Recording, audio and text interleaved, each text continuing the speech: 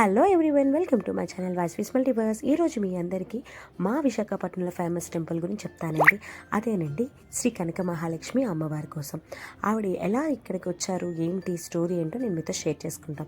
1912లో శ్రీ కనక మహాలక్ష్మి అమ్మవారి విగ్రహం బావి నుండి తీయబడిందంట.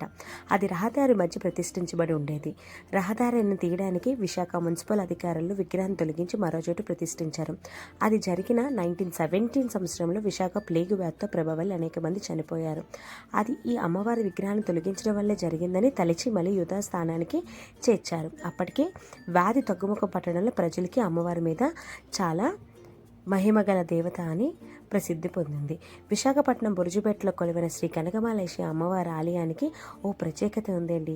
అదేంటంటే ఇతర ఆలయ తరహాలో ఈ ఆలయానికి పైకప్పు కానీ గోపురం కానీ ఉండదు. అంతేకాదు అమ్మవారికి ఎడమ చేయి కూడా ఉండదు.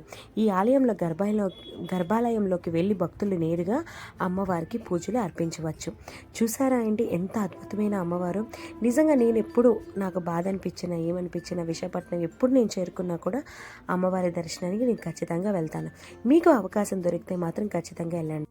ఇది మనకి పూర్ణ మార్కెట్ చాలా నియర్ బై ఉంటుంది అనమాట, పాత పోస్ట్ ఆఫీస్ దగ్గర. మీరు ఖచ్చితంగా విజిట్ అయ్యి అమ్మవారి దర్శనం చేసుకోండి. నిజంగా చాలా అద్భుతమైన ప్లేసు, అస్సలు మిస్ అవ్వద్దండి. ఇంకా మీకు ఎలాంటి వీడియోస్ చాలా అంటే చాలా పోస్ట్ చేస్తూ ఉంటాను. నా ఛానల్ మీరు సబ్స్క్రైబ్ చేస్తూ ఉండాలి. మీకు ఎలాంటి వీడియోస్ కావాలో కూడా నాతో షేర్ చేసుకుంటే నేను అలాంటివన్నీ పోస్ట్ చేస్తూ ఉంటానండి. చూడండి అమ్మవారు ఈ బావిలోనే దొరికారనమాట. మీకు ఇప్పుడు పూర్తిగా చూపిస్తున్నాను కదండి, ఒకసారి చూడండి. నేను మళ్ళీ టర్న్ అయ్యి కూడా మీకు అమ్మవారి ఈ బావిలో అమ్మవారు దొరికారనమాట. అక్కడి నుంచి తీసి మనకి ఒక స్థానంలోని ఆవిడని పెట్టారు. ఇప్పుడు నేను ఇది అయిన తర్వాత నేను లోపల ఉన్న అమ్మవారిని మీకు చూపిస్తూ ఉంటాను.